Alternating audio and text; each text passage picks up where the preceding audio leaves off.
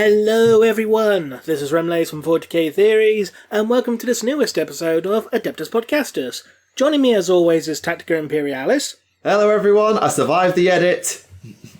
They survive, woo! And joining us this week is someone who couldn't actually make the episode 100 spectacular because they got stuck babysitting. It happens. But they're here now, so ladies and gentlemen, please welcome Kirioth. I'm genuinely, I've said so many times, I'm so gutted. I missed the 100th episode. It was like, on the day, it was like, oh, shifts have changed. I've got to look after children. Oh no. Why? Why, universe? I wanted to be there. But, then I'd find out what happens behind everything. The chaos would have been firsthand.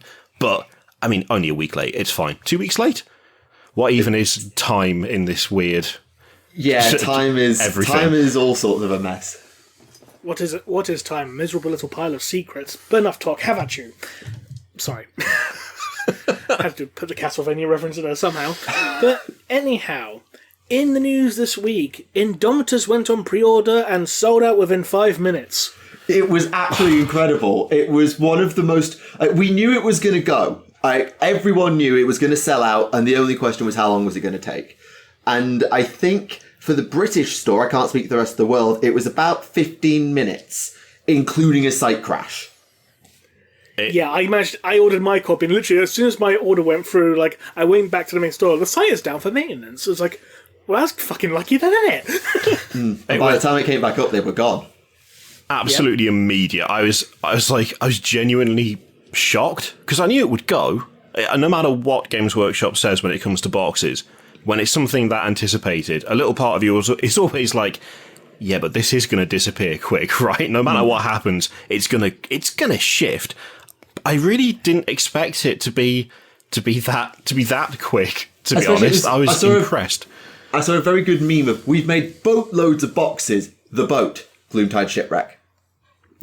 Yeah, I put a similar one in the video talking about the fact it sold out so quick because, admittedly, not quite as not quite as not 40k, but in universe based. But it was. I've just seen the ship with Indomitus leaving port, and it was a picture of the Titanic, which I was like, harsh, but that is kind of funny. Yeah, I do genuinely believe that they made more boxes of Indomitus than ever before, and I think there is a counterpoint to consider that there is a global pandemic going on. The factory shut for 3 months, so probably as much as they did make thousands upon thousands of them, probably they probably lost about 10,000 units to just COVID. Something I found interesting was I ended up actually talking to a couple of different retailers, mixes of kind of smaller stores and some of the bigger ones in the UK, and pretty much across the board, retailers got 30% of the boxes that they were expecting to get. So when the initial stuff was worked out with Games Workshop as to how many Indomitus boxes the store would receive, they ended up getting 30% of what they were initially planning to get. And it was like a last minute case of, we can't get these out to you. This is what we can give you. And that to me probably suggests that there was an attempt, there was a push to try and get it all sorted and all ready. And then it came to the actual week of release and someone had to sit there and go, yeah, this has not gone according to plan. We need to do something. What do we do? But even if we take 30%, that would have still meant that if you extrapolate time to be uniform and have uniform sales per minute, Indomitus would have still sold out within the hour. Oh, yeah. That's the thing that amazes me. The independent stores I spoke to got a third of what they're after, and they still sold out almost instantly. A couple of them, they flat out put the box up, and then within 5 minutes, all of their copies were gone. So it still would have been, 10, 15 minutes at best before it sold out on those stores. Yeah. And that is insane. For the number of boxes they've done, that is absolutely crazy. I mean, I know the Sisters of Battle one went quickly, but that was kind of deliberately scarce in a way. I still think more people wanted that than they really planned for, but it was never supposed to be a, you can have 6 per order thing, which is what they first said for Indomitus. Which they changed to 3 per order. day before. Yeah. And what happened with the Sisters actually scared me into buying the Lumineth box. The Lumineth box is still available, but I was so worried they were going to pull the Sisters with the Lumineth as the first release after lockdown that I scrambled to get one, didn't need to bother. And yeah, it was a bit nuts. I mean, better safe than sorry, though, eh? Oh, absolutely, and I wouldn't change it. And it's not out at the time of recording, but it is out by the time of publishing. I've actually done a Battletome review for the first time in, I think, 5 years. I've done a Codex Army book review. Oh, nice. Because I got a request for one during the unboxing. It's wrong, because no one's played the army yet. Half the models don't exist. But at least it was an interesting one. But there is light at the end of this Scalper tunnel, because the Scalpers got scalped. Yes, if you looked at eBay today, it's being put on made to order. One per order. One per order, yes. So if you missed it, you still have a chance of getting it. Or getting so good. a copy at least. Yes. It's so good. If you go to eBay and look for Indomitus, the boxes are just going for the price of the box now. Except for a couple of cases, I saw a few that were priced under it. Like, just fully under. There was one that was going for 110 instead of 125 with a £5 postage. And I was like, they're going to lose money on that. They're actually going to lose money. Why don't they just cancel? I don't know why they don't just cancel the order, whether it's like some sort of retail thing that they tried to pull off and didn't manage, but the actual prices from the scalpers has massively dropped.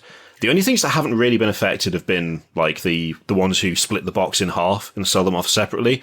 Those have remained pretty constant, which, to be honest, isn't all that surprising because it's kind of a different market you're trying to tap into there, I feel like. You're not going for the people desperate for the box who missed out. You're going for the people who don't want the box. They just want half of it. And so the they value seem to proposition... sorry, Colin. It's pretty much just...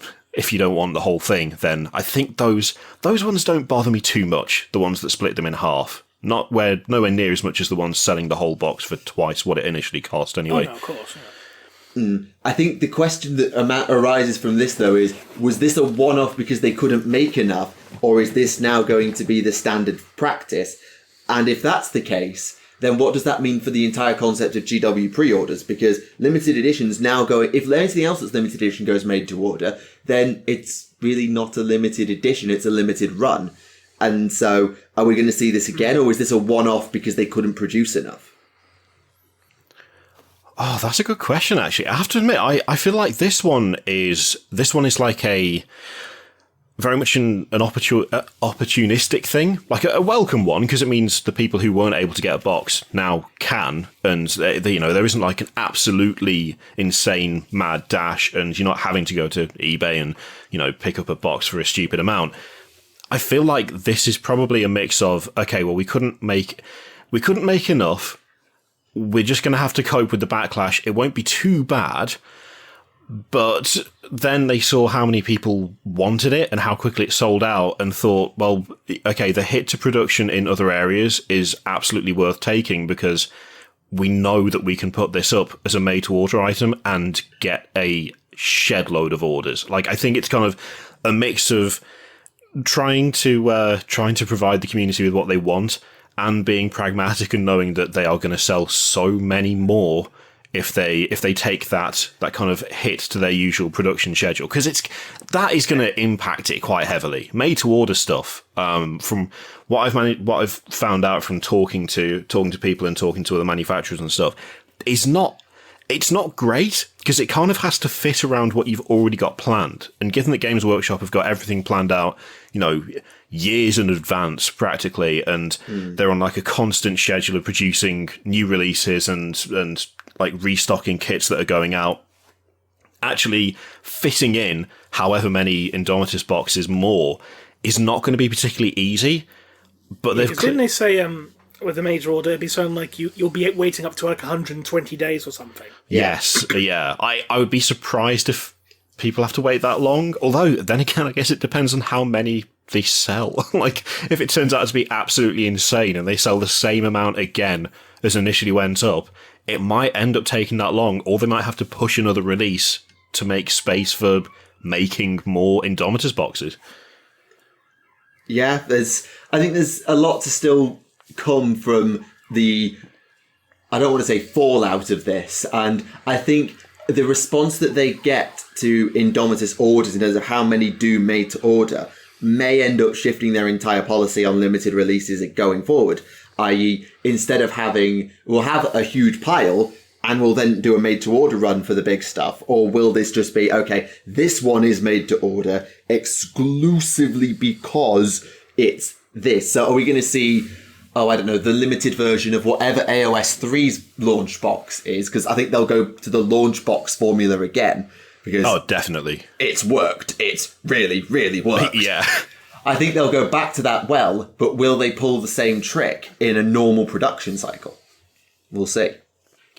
I actually wouldn't be surprised if they do. They will probably have a set number that they know they can shift, and then they'll probably gauge whether to do a made-to-order thing just based off how quickly they sell. If it's like another case of Indomitus where it just goes out immediately, they shift every bit of stock they have straight off the bat, apart from the ones held back for actual physical stores, then they may well just use that as like the gauging thing. It's like, okay, well, this went this quickly, we can get away with doing a window where you can order it after the fact. Because doing it that way, they just win every time. Because if it sells out, not as fast and the outcry for more isn't as big, they've already shifted all the stock. They don't have to store it. They're not going to have it sitting on the shelves. So that's a win for them because they've made the money.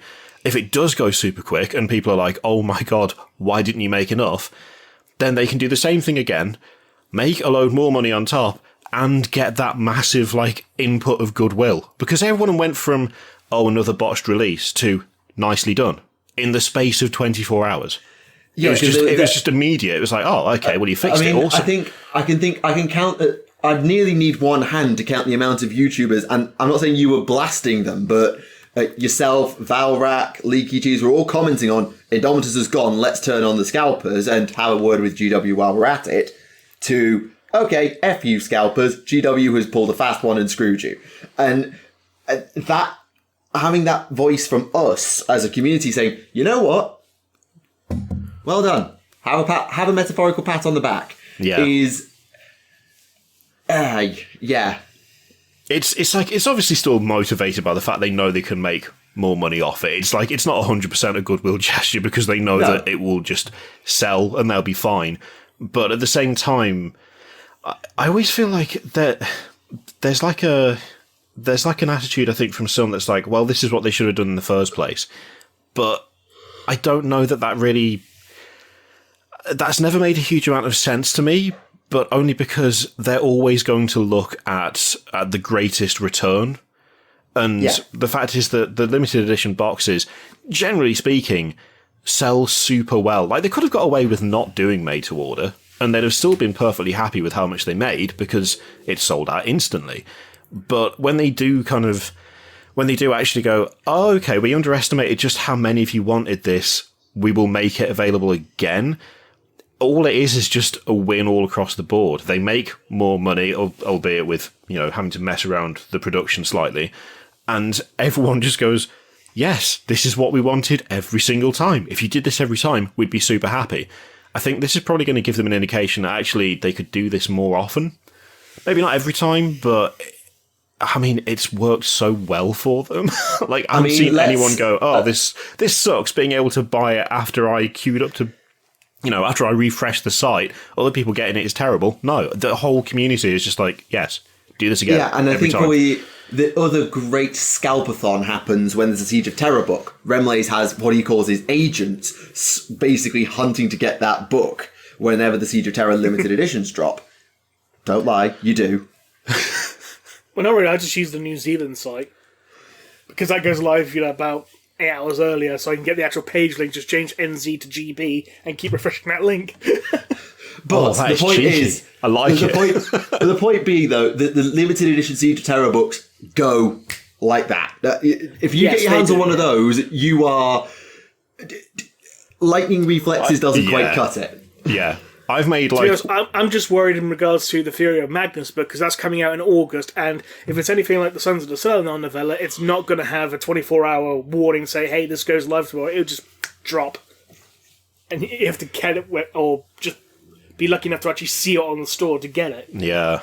That was the thing. That was the thing that bugged me, admittedly, about the push of Indomitus building up to the pre-order date, was the fact that they didn't have as many as they wanted, as evidenced by the fact that multiple retailers got in touch and were like, "Yeah, we got 30% of what we actually asked for." It was, when it comes to the limited edition stuff, especially like this, like the Siege of Terra books and things like the fancy collector's edition of the 9th edition rulebook, it's always super clear. It's like, okay, there's this many. You had better get it quick, because it is gone. That's it. No more. Yeah. You're done. A shift over to that sort of marketing for Indomitus, where it's like, we made a lot, but this is going to be popular, and so you may not, it's just that shift towards preparing people with the fact that maybe saying you could get 6 per person was a little optimistic. But instead it was a kind of full steam ahead. Let's pretend things are exactly how they were, which admittedly, as you've pointed out, like, they were going to sell out almost instantly anyway. The amount of time it took, it wouldn't have made a huge amount of difference in practical terms, but in terms of kind of knowing that you've got more limited stock than you wanted, it was the kind of lack of shifting towards letting people know that, I know we've built this up, but then again, you can't make yourself look like you don't know what you're doing, can you? You can't be like... I mean, they did absolutely give it what Rem and I might call the rocket push, where they were just like, everything behind Indomitus, nothing else matters. And it was driven home for 6... AKA the Roman Reigns push. I wasn't going to say the Roman Reigns push because I had Hulk Hogan in my head, but yes, they absolutely pushed Indomitus to the moon and gave us 6 weeks of warning. Oh, yeah. It wasn't like, okay, this box set's dropping in 3 weeks. We're going to reveal the box. It's going to go on pre-order in 2 weeks' time, which is what they did with Soul Wars, for example, where they revealed AOS 2, Soul Wars revealed, its release date is next week. Or its pre-order date is next week. Indomitus, particularly I think because we're in the lockdown era, they could do all of these big hype streams that were the most watched things on Twitch sometimes. Yeah. They could absolutely push it to the moon, and they did, despite knowing on the back end that, they were setting themselves up for one hell of a fall from grace. And they basically, again, to use another wrestling analogy, worked themselves into a massive shoot and then booked their way out of it with the most sublime skill that you think it was WrestleMania 30. Brother. Salvaging that, I think it's got to be one of the...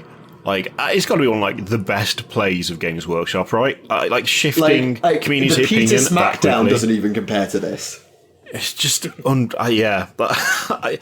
that by itself, I think, if they could hope to get half that instant goodwill every time something like this happens, they would be more than happy, I suspect, and more than prepared to do it.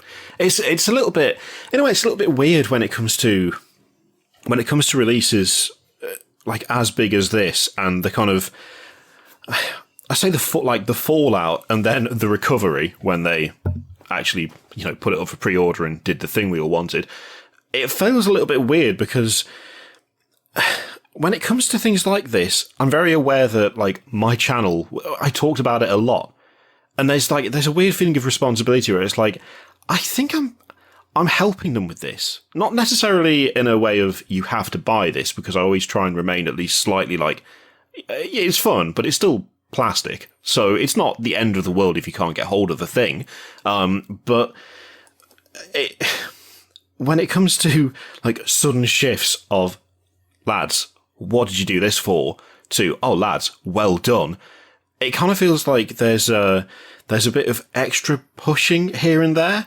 But then again, I've approached Indomitus from the start of it as the classic thing of when I first started playing 40k and no one knew anything, And like releases were put out in White Dwarf along with how much they would cost. Oh, those magnificent days where you knew how much things were going to cost, like months before they came out. The late 2000s. Oh, it's so nice. The late 90s. They were doing it when I got in the hobby in the late 2000s still. Like it's kind of, I don't know. It's super weird because it felt like that again. It felt like the point where people would get together before it makes me sound so old, before the internet, where we would get together at like the local gaming store and we would just be like, okay, what have you heard? You know, everyone knew a little bit of something that had picked up somewhere, but there was no like message board or like YouTube or like rumor website or anything. It felt like that the build up to this. So it was like going back to that thing of when Fourth showed up and all the different releases that happened whilst I was, you know, when I first started playing in Third.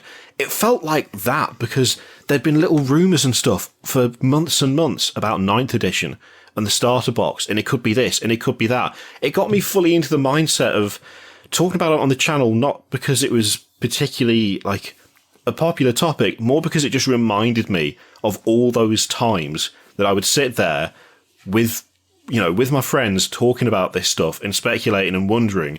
And then when it was all revealed, I just reverted straight back to that thing of, this looks great. This looks so good. It looks like such a good box. The Necrons look amazing. And it felt like kind of free advertising in a way, but it was mostly just, I'm just excited for this.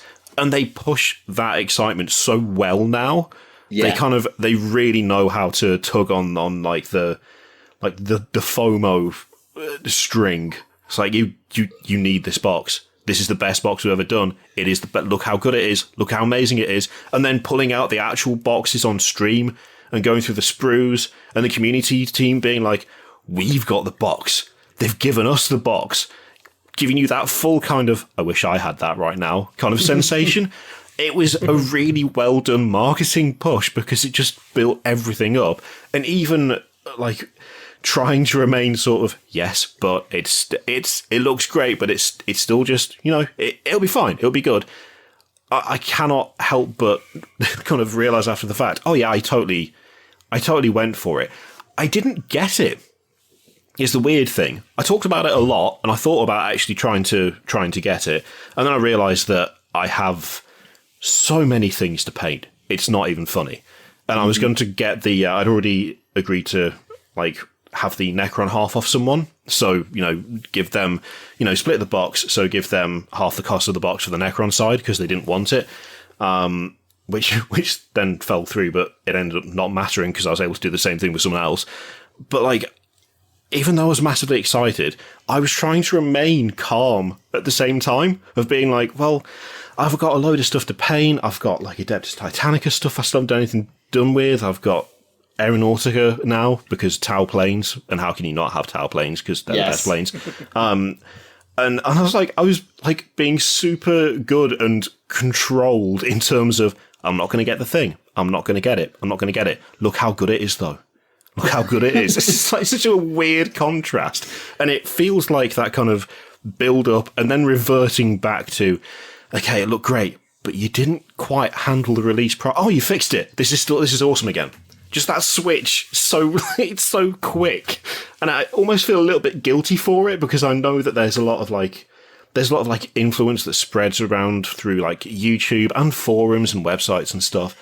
But at the same time, the whole thing, I swear, was just targeted at, remember when you got super excited about releases as, like when you first started? We're doing that again. It was very, very well done, to be honest. Okay, well, if we're going to stay with the marketing, here's the question. Do reveal streams end at the end of the lockdown era and we go back to the old method, or are they going to stay with the streaming method? Oh, I think they're probably going to stay with it. And the ones I'm thinking of are events like Adepticon, LVO, and those events where part of the ticket price is the reveal seminar. And so you go to that to get exclusive access to the first reveals. So part of me is wondering, are we going to have an era where there's going to be reveal events, there's going to be big seminars, and there'll be nothing on Warhammer Community during those seminars?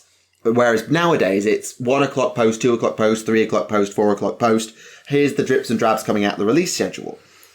Whereas they could go to, here's the seminar for 3 hours, you get all the exclusives. And then an hour later, we're going to stream it for everybody else. Or they could try and actually stream the seminar itself.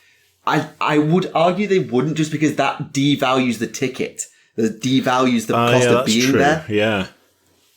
Unless they want to do like a live Q&A to integrate into the ticket price, which could be interesting, but also very dangerous. Oh yeah, I don't know that they would do that. I mean, Twitch chat will have told them not to do that. For sure, 100%. The first few reveal streams they did were, I don't spend a huge amount of time on Twitch, I'll be honest, but there was some interesting comments on those first few reveal streams. I felt super bad for like the one moderator that they had on deck for the first one.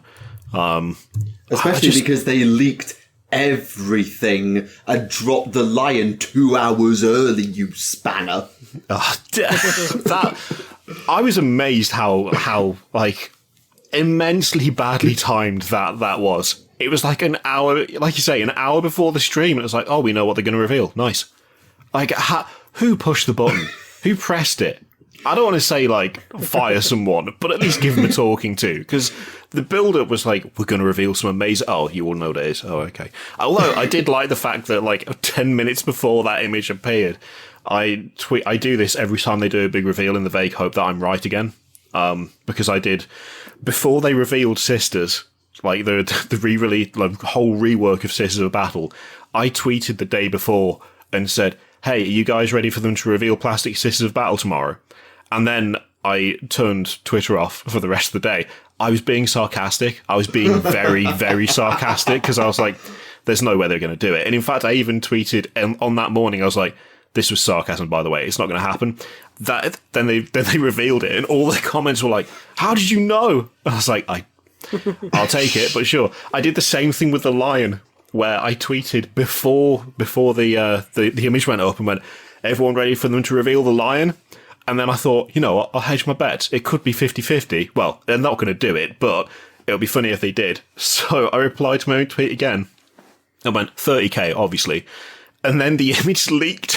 And a bunch of people were like, how did you know this one? I'm like, I'm just very good at making sarcastic guesses that I don't think are correct. That's all it is. And I think the other perk to the reveal stream system, even though there were the leaks, was the trailers. Yes. The two that stick out to me is the Lumineth original reveal trailer of like what makes like the Price is Right type thing with elves, which me and my Discord were just sat there just gawping. Yeah. And then the Marks and Sparks Primarch trailer for the Lion, which was just like, I was really expecting like, this is an M&S Primarch at the end. I was that ready for them to say, I know they can't say it because it's not their brand, but it was like, it was such an M&S advert, and I was like, Jesus Christ, guys. And then they've done like the Chaplain, we haven't even talked about the flipping reveal stream from the other week yet. But there was the Chaplain trailer, which they had to play twice because it broke, because it had no sound the first time. That super confused me at the time. I was like, what is happening? Is this meant to be like this? And then like halfway through I went, no, that's clearly, they're going to have to restart this. That's obviously not supposed to be like that. But yeah, they've definitely got, whoever works in the trailer department needs a raise. Yeah, it feels like they're properly, they're making it more, they're just making it more interesting and more fun. And I know there's always going to be, you know, a group who are like, just show me the thing. I don't need the extra dressing. But a lot of people like the extra dressing. It makes it more an event. It makes it more interesting, and it's an excuse to show off more angles. And it's an excuse to have fun. Yeah, not everything just needs to be, here is model. I mean, do you guys remember when they did the teaser trailer for the new Orc buggy thingies, and he showed the old one, so it's like the faithful Orc buggy, it's been here forever, and they just smash it with a wrench. Yes, I loved it. I loved it. I was so happy. I hate that orc buggy. I just hated it. I remember when they came out. I know. Like the argument, obviously, is like, oh yeah, but Gorka Morka. Okay, that's fine, but we don't have Gorka Morka anymore. That was pre-Gorka Morka. Pre-Gorka Morka. I thought the buggy was. Yeah. Was it the war track?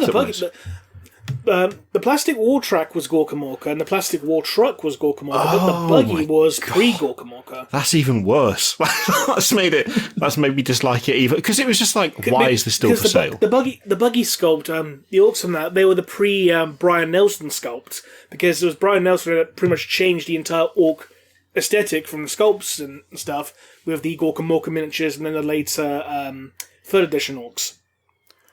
Which, again, would explain why they didn't look anything like any other orc that was available. It's because they were mid-2nd edition orcs, that's why. Which means they were, like, pretty, well, not old, but they were sort of a little bit outdated by the time I started in 3rd, in that case. And by the time I started in 5th, they were so far out of date that Ragnar Blackmane's heels were on vogue. It's mad. But the thing that got me was that they were still being sold. That's why I hated them. I was like, look at all this other stuff. And then you got that. I mean, it doesn't match.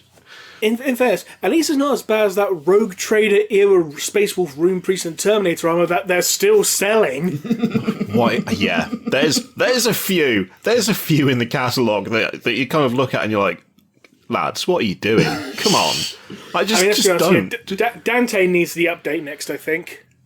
Yeah, he's still 2nd edition sculpt. Because Ragnar got his upgrade, Fabius Bale got his upgrade, Eldrad got his upgrade, Jane Zars had an upgrade.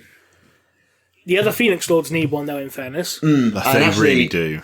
They do. Though that actually... I was going to say, that leads us into another bit of news in regards to the rumour engine. You took the words right out of my mouth. Which seems to be teasing a plastic Lilith Hesperax. I don't want one. Now, let me explain. The 5th edition Lilith Hesperax, when that model dropped, I remember Jez Goodwin or Jervis Johnson, I forget, wrote a Standard Bearer article called Murdering Your Darlings about how you have to take this thing and just kill it over and over again till you finally get what you need to make a design work. And they talked about it in the concept of that Lilith model and how it could have been so much more complex, but they kept trimming it and trimming it and trimming it down. And to this day, I think it is one of, with the possible exception of the Scourges, the best models in the Drukhari range. Counterpoint, Finecast. Yes, but honestly, I would be happy if they literally just, with the same mould, but in plastic. I have to admit, I think to say it's aged well is a massive understatement. That is a model that still looks good. For a 5th ed model, yeah. Looks good. It's to be honest, I still prefer the 3rd edition Lilith Hesperax model. The one where she's got the sword and spear. I prefer that one. I don't know that I've ever seen that one, thinking about it. I probably have, but I've forgotten it. It was one of the very first Drukhari models back, when Codex Dark Eldar was a thing. Oh, yeah. That was, I think, when it was that was the first piece of Warhammer literature I ever read, because my school... No, maybe 3rd, because I read the Orc Codex, where I got the Orc Codex, and then there was a 3rd ed Eldar and Dark Eldar Codex in my school library, and that was the first bits of Warhammer literature I ever read. Yeah. Oh God, see, that no. is pretty. I mean, with an update, I actually kind of like that. I feel like it could do with. It belongs in the Daughters of Cain. Maybe that's why I like it. Maybe that's why. As a Daughters player, I'd play that in a Daughters army as a Slaughter Queen. I would, with a slight maybe tweak, but it doesn't fit the Drukhari aesthetic anymore. I don't think. Obviously, because they completely rebranded it. That is a lot of blades. You got to be careful walking past anyone with that. God. I mean, in fact, I think the best upgrade that any model had was updating the Warp Beast into the Chimera. Because have you seen the original Warp Beast models? No. They are dreadful. I mean, the Chimerae are not my favourite anyway. No. The Chimera, I mean, this is what they originally looked like. Did someone just copy-paste the Lizard Men? That's not great. That's not great. Again, bear in mind, this was also the very first model range that Dark Eldar ever had, back in 3rd. because they technically weren't really a thing before them. I mean, yes, they existed as pirates and raiders and stuff in lore, but as an actual standalone army, this was part of their very first model range. Yeah. God, no one at my in my kind of little local community touched Dark Eldar, so that release totally passed all of us by. Just no one went for it, so everyone picked up all Necrons instead when they showed up, or Tau. Or there was a lot. I say Tau. The one dude who played dedicated himself wholly to Tau. His army was 99% Kroot, so. Well, it's funny. The Tau range is. If you look at 3rd Ed Fire Warriors and compare them to 8th Ed Fire Warriors, aside from slight refinement to the sculpt, they haven't changed them. Same with battle suits. They look the same. Well, apart from the broadsides. All they did with the broadsides was just take what everyone did to convert them to make them look better, and then made did it to the Storm Surge, because the Storm Surge needs arms to carry that freaking gun. Give the Storm Surge arms, and it doesn't look like the worst model ever designed on a gargantuan scale. Ish.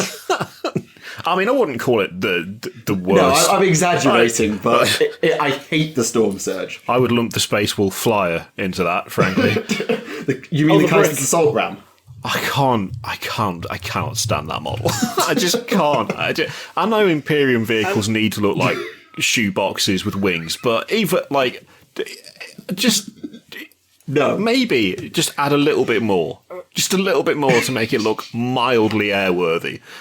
I was just going to say, have you guys ever seen the 2nd edition Carnifex? Yes. The Schooner Killer. Oh, classic. The thing is, that one's so iconic that it's gone from being bad to classic again. It's so bad it's good. See, some of them, think it's good. Just, I don't. Some of them, it's I don't even see kind of bad quality necessarily. It's just there's just a few that I just look at and I'm like, I don't know why that looks cool, but it kind of does. Comparatively, what about the original Nagash? Well, original Nagash was not. Yeah, Nagash glowed up hard in the end times. He glowed up. Oh yeah, he hit puberty. It's unreal the difference between those. Mind you, then again, good recent example, Zeraz, who's gone from being a weird, squat little, God knows what, dwarf Necron to an absolute unit. Yeah, he did get a massive upgrade. Let's be fair, he did. Yeah, he looks so good now, though. And Ghazghkull, as much as there's nothing wrong with 4th edition Ghazghkull. 3rd edition Ghazghkull. Oh god, he's that old, is he? God. Yeah, he is. I've still got the metal one. You can kill someone with him. I've got the I still have the metal 2nd edition Ghazghkull, the one with his big hat, pointy hat, and his Russian boots and jacket. Oh, nice! I've got the resin one and his sword. I think honestly they could have kept selling the resin / metal Ghazghkull as an Orc Warboss in Mega Armor, which they took out of the Codex GW. What were you thinking? Yeah, that's nonsense. But I've come around it when you Ghazghkull looking down his gun doesn't look right. Ghazghkull looking down his claw looks like a monster. I have to admit, I do like the new model a lot. The only 2 things I'm not sure about is it doesn't feel like Ghazghkull got any bigger. It just felt like his armor got a lot bigger. I'd quite like to see him be a bit more sizable himself. That and the whole head chopping off thing. Spoiler alert for that. It's 4 months old. You're fine. I just does not sit right with me. I just don't like it, and the whole setup for that fight makes my head hurt because it's literally asking you to essentially that box is replay this story that we've already told you for a second time, which as a concept for a narrative style box just feels kind of lazy. And especially here's the story. They're not even in book 6. They're not even in it, as far as I'm aware. Genuinely, the story of Ghazghkull and Ragnar happens in the prequel, spin-off novel thingamabob. The actual plot of book 6 does not involve the word Ghazghkull Thraka and Ragnar Blackmane, and certainly does not involve them in the same paragraph. It's just such a weird choice. Mind you, to be honest, I feel like that applies to a fair bit of the Psychic Awakening stuff. Been some interesting choices, kind of all round. Some of it reminds me very heavily of the build up to 8th and the Primaris stuff, and Guilliman coming back, Guilliman, whichever. It's just like, okay, overall, I get what you're going for, but just minor details that just feel off. Like Black Templars not murdering Eldar, for instance. Or the Imperium befriending a Catan. Yeah. Did you see one of our artists, Z, absolutely popped an absolute aneurysm at what the Catan did. Just like, the Catan, grateful for being free, teleport to the Imperials back to their ship. It's like, what? They are not, no. Just no. That's not how that works. They're not like, oh, cheers, let me help you out. Yeah, I spent a good minute insulting the Nightbringer's intelligence for being so stupid it couldn't realise that its own thralls were building Godkiller guns for it. So, the Catan are not that smart. They're just killing machines. And that's kind of the whole point of Catan would not be dumb, considering, they're meant to be shards, and therefore they are meant to be dumb. No, I mean the Nightbringer before they were broken by the Necrons. Oh, right, sorry, my bad. Yeah, this is, the Nightbringer assumed the weapons being built by the Necrons to shatter the Catan were tributes to it.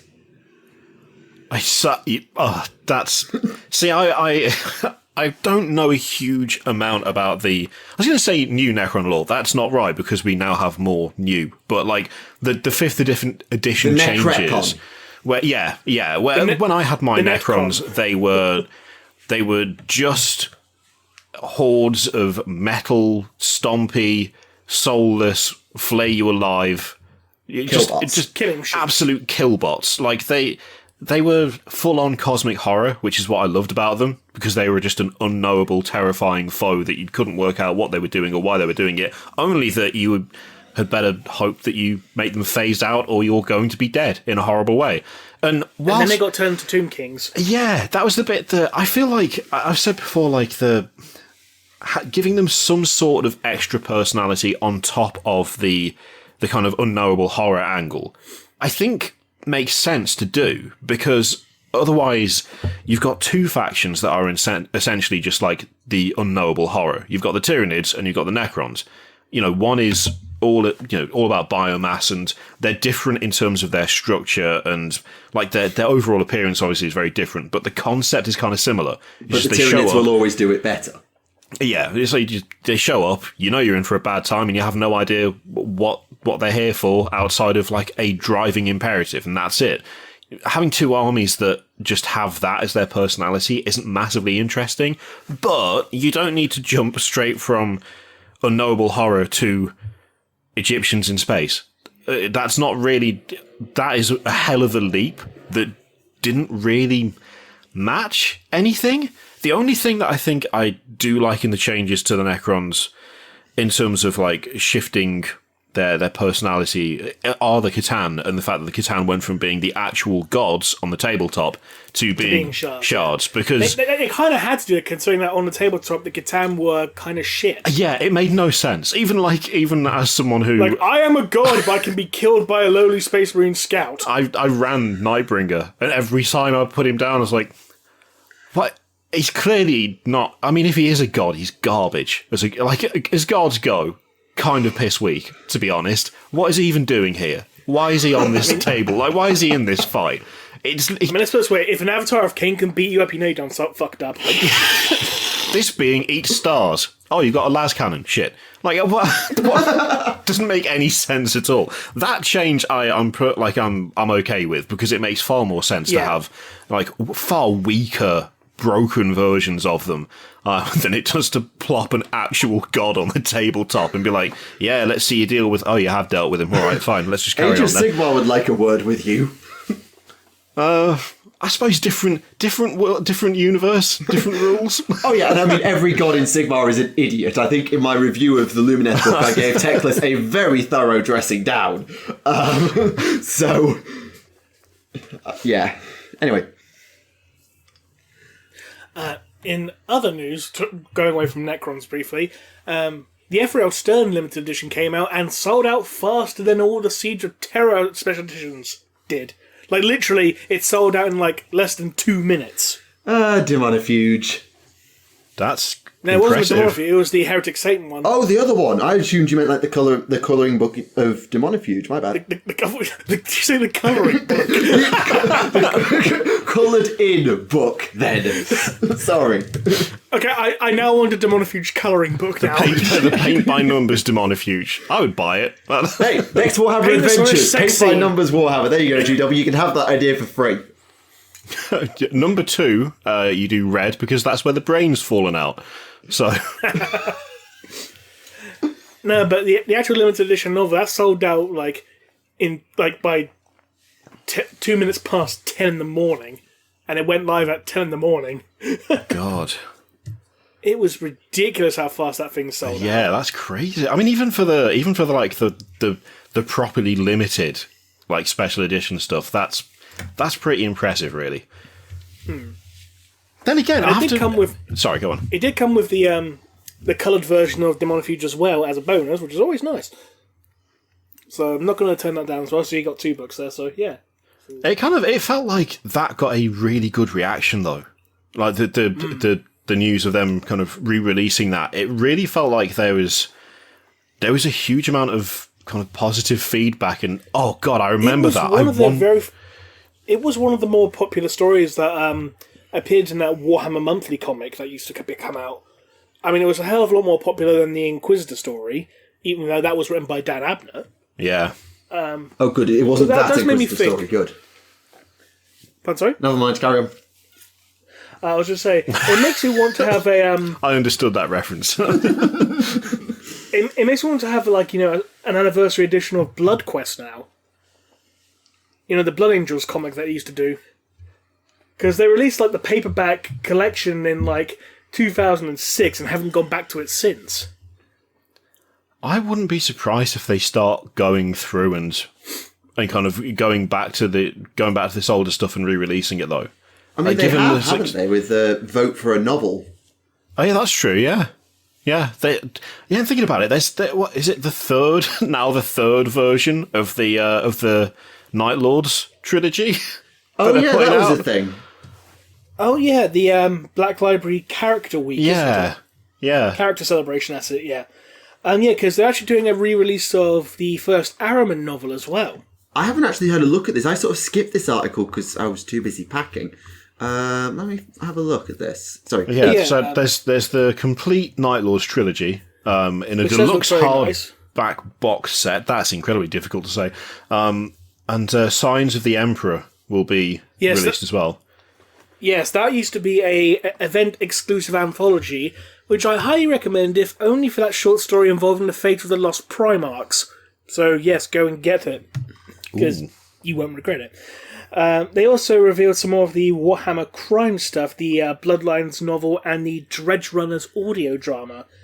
Dredge Runners being about a criminal duo of a Ratling and an Ogrin, called Baggett and Clod. I love it.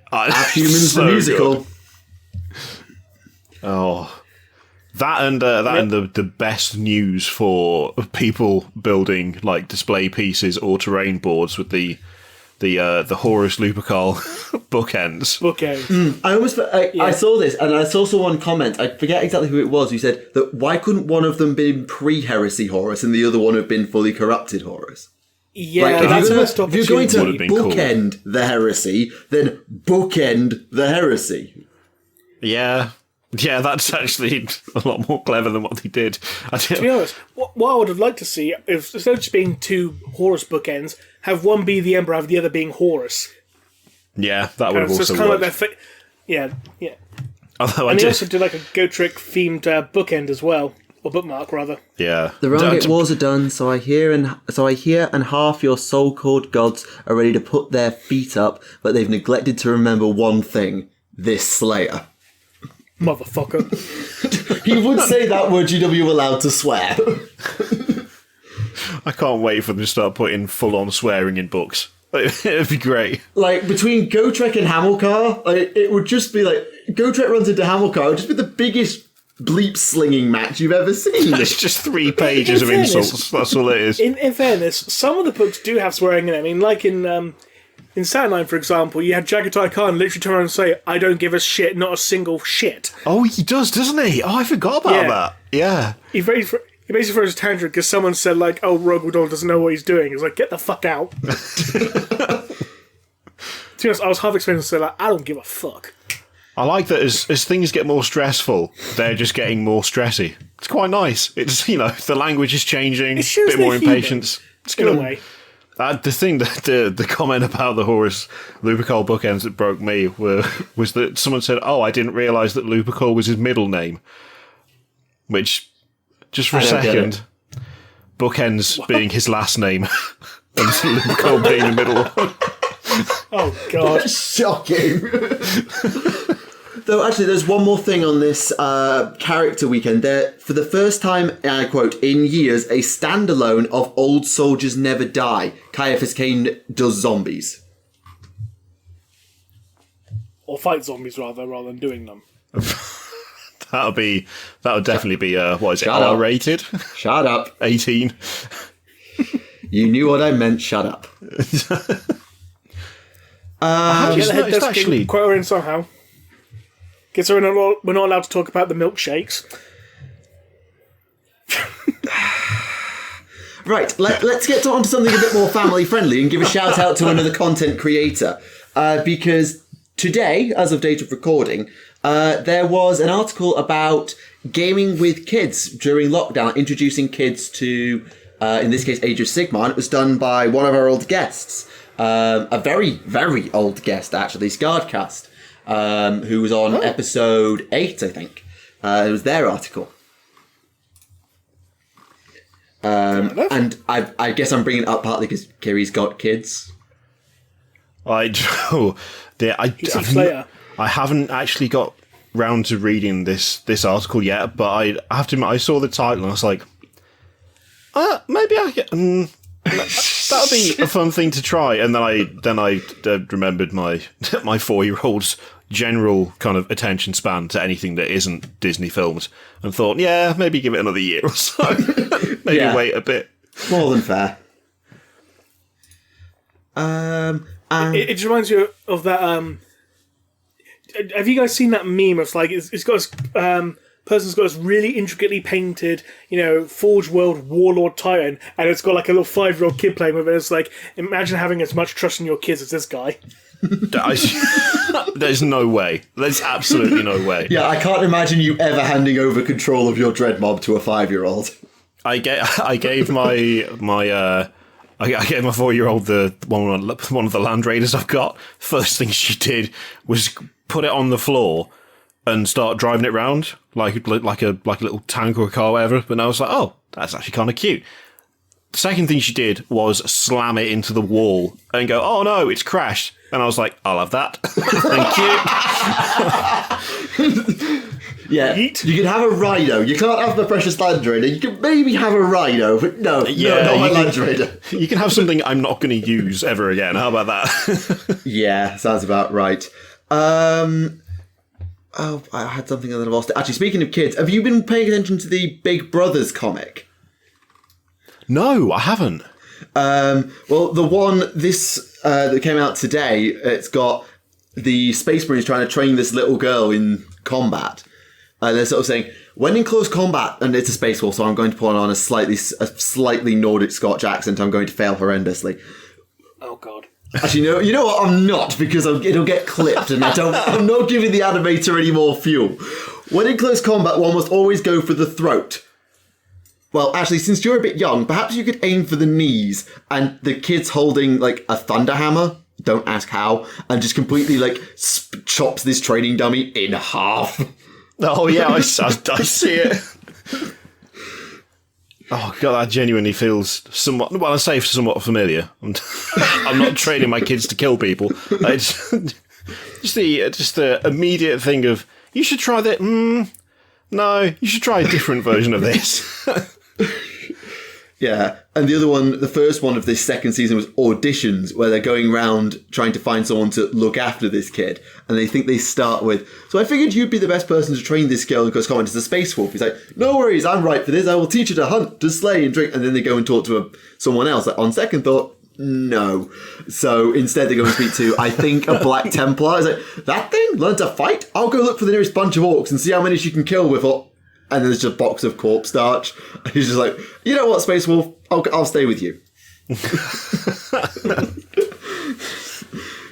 Yeah, the comic, whoever I know the comics are credited, you can check them out on Warhammer Community and elsewhere, but the artists and the people who've got such a sense of humour. Role models as well. I love the Role Models comic for AOS. I really like the fact that they've brought stuff like that into the community site and made it like an official thing. Same thing as like turn signals on a Land Raider. Yeah. Because that was around for ages, then it disappeared. And it's kind of, anything that kind of shows that you can also have things that are lighthearted in the world of 40k, I kind of quite appreciate, because a lot of the time the games that you have with people are more lighthearted than awful. And the universe might be awful, but it doesn't always have to be, like, deadly serious. It provides a nice bit of contrast. Games Workshop went about 2 editions, sort of the 8th Ed Fantasy, 1st Ed Age of Sigmar, and 6th and 7th Ed 40k, where they tried to play it dead straight. And the Warhammer universe does not like being played dead straight. No. It's there's just so many things that, like, you can take straight if you want to. I think the thing I like most is that it can be as silly as you want it to be. Like, you can make 40k as daft as possible by describing it in, as daft a way as possible. Like orcs just being football hooligans but green, and you can really condense everything down to the most absurd versions of what they actually are if you want your experience to be more silly and less serious. But you can also make it really serious if you like. The thing is, I think anything super serious benefits from having a bit of humour here and there. Otherwise, it just becomes a bit dull, and there's a bit of like drudgery, and with no kind of light relief, it all just gets a bit samey and a bit just becomes a bit of a grind. It's like when everything is terrible, there's not anything to compare it to, and so it just becomes kind of dull in a way. Yeah, I remember reading Farsight Empire of Lies. Love that novel, and I would love it irrespective of this. But two of my favourite parts of that book was Puretide basically just bleep talking all over Farsight for being an idiot, and Grog and Badrock being so much smarter than every other orc in the room and being incredibly condescending and funny about it. It was just a different tone made it. I found it hilarious, and it works. And as much as I absolutely dunk on Teclis, Sigmar for being idiots, the scene where Hamilcar drop kicks Dwarf Morph Sigmar across the room will never not be funny. Yeah. It just gives contrast and like just a bit of something else to it all. It's one of the things that I've been reading a lot of Lovecraft recently, because I'd read some of his stories and like ages ago, and I was like, you know what, I'm going to try and pile through all of his stuff, which is something of a challenge because dear Lord, he likes certain things. I mean, for a start, you can tell what his interest was at the time of any given novel because everything will be about that interest. So like, there's so much random architecture stuff in like Shadow over Innsmouth, and it's like, what? Why is this? Why are you paying so much attention to like the gables of the roofs? What are you talking? What's he got to do with anything? That happens a lot. There is so little, like, there's so little levity that any bit that you kind of come across stands out and gives you a moment of like, oh, and then it's like a moment of relief before it plunges you back into just constant tense and horrible. And I think without it, it's just too easy to kind of get numb to it all and just be like, yeah, everything's terrible, that's just how it is. With that little bit of extra relief and lightheartedness here and there, it just provides a nice bit of context to make everything as bad as it should be when it comes Yeah. to. And I think the best one I have for that is when I did my first lore video on Farsight. It was, oh my god, it was 4 years ago now. And because at the time I couldn't write scripts for anything, I did a direct reading from the Farsight Enclave supplement. And I got to the end. We were reading, it was about the attack on Violos by the Tyranids and the sacrifice of the Earthcast scientists. And genuinely, I was, if I'd had to read another 5 minutes, I would have had to stop the recording. I was getting choked up reading it because it was so well written, and it was a different tone, that tone of, rather than endless war, this symbol of hope being snuffed out, but creating hope in its wake. I have a Tau army because of that book. Yeah. It just, it adds more to it. It doesn't take away. It just produces kind of extra context, and it reinforces everything. Breaks from the norm, reinforce what the norm is, and makes it more interesting and kind of more special because it's had that minor interruption. Yeah, I think that's a good way of looking at it. Also, we've been talking for an hour and no one has mentioned the Void Dragon. Oh well, we shifted away from Necrons because I'll be honest. I mean, I could talk about the new Necron stuff forever because I love it. I just love all of it. There's a couple of things I'd change about some of the models, but overall the shift back towards that kind of cosmic horror vibe and the weird, creepy, decaying warriors, even though I'm not entirely sure whether that's always, I don't think it's always been a thing that the kind of living metal of the Necrons degrades, but I don't really care in a way because it looks great and it reinforces that shambling, metallic, kind of half zombie, half skeleton look. The Void Dragon it just looks so weird and just incomprehensible. There's no face. I love the fact it's got no face. That is my favourite part of the model. The lack of face is such a nice touch because it doesn't give you anything that you can read any sort of emotion from. You can at the very least get like either hatred or indifference or just kind of chilling, what is the word? Like Arrogance from the deceiver?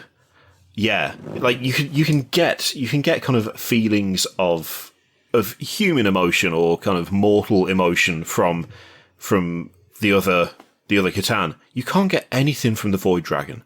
It's just too weird. It's too alien. It's sort of generating and regenerating as it goes. There's nothing to draw from in terms of what does this thing want. And I love stuff like that. It just, again, feeds into the kind of unknowable horror side of things really, really well. I have to admit, I would kind of like to see if it's possible to get rid of the Necron glyph that's in the face, so that it's just got the blank space and nothing else. But I love it. It's going to be an absolute nightmare to paint. I'm not looking forward to painting it at all. I mean, to be fair, I wouldn't even ever want to take it off my shelf. It looks so fragile. Even Celestine is looking at it and thinking, how the heck do you stand up? I reckon that it's either going to be the most wobbly, unstable thing ever, or it's going to be shockingly stable. I don't think there's going to be any middle ground. If it's going to be unstable, do you reckon it'll be as unstable as Celestine? It's got more anchor points, so it's less like if something snaps, it won't break as easily. But all the connections are, well, wires. It's entirely on wires. It's just, I don't know. It could be fine. I mean, I speak as someone who wants an Eidolon of Matlin, and so I'm fully aware of how terrifying some models are to move. Because, God, I'm not looking forward to an Eidolon of Matlin. But yeah, that's the only thing that worries me about it. The thing that actually I love the most about the Void Dragon is the fact that I'm going to call them scars, and I'm probably wrong. Its regeneration is in 8-bit. Yeah. It's all squares. It matches the inside of the Tesseract vault, doesn't it? It's a similar kind of texture to it, like all these little interlocking squares that kind of form into each other. Yeah, in many ways, I can't remember the Tesseract vault off the top of my head, but pixelation. Yeah, yeah, like that's pixelation / mosaic kind of. Yeah, and this was part of the reveal stream that took place at the Warhammer 40,000 preview, including the Indomitus showdown, and they managed to sneak in, just a Catan, a new chaplain on bike, a Primaris Tech Marine, who actually looks good. I wasn't sure how they do it, but they did. And, by the way, did we mention the Silent King? Yeah. But I have to admit, the Silent King has kind of... I've gone back and forth on Silent King. At first I was like, he's not fancy enough. And then I was like, well, actually, if he was too fancy, it would look so busy. He's got his massive floating throne, he's got his two little, advisors. His throne looks really nice. I will say that. But personally, I find his actual design to be a little too underwhelming. He just looks like a generic Necron lord with a pointier hat. Well, I've gone back and forth on this as well, and... one of the throne, I absolutely love the throne and the tortured Catan shard above it. It's such a power move. yeah, absolutely. I think we can all agree that his throne is a fucking masterpiece. I think we can all agree on that. I think with the Silent King's design, Kiri's right that it would look very busy if he was had a supermassive crest and plate armor overlocking his plate armor, and then extra vambraces and greaves and all that stuff. It might end up looking overkill. And the thing that I find important... I understand that.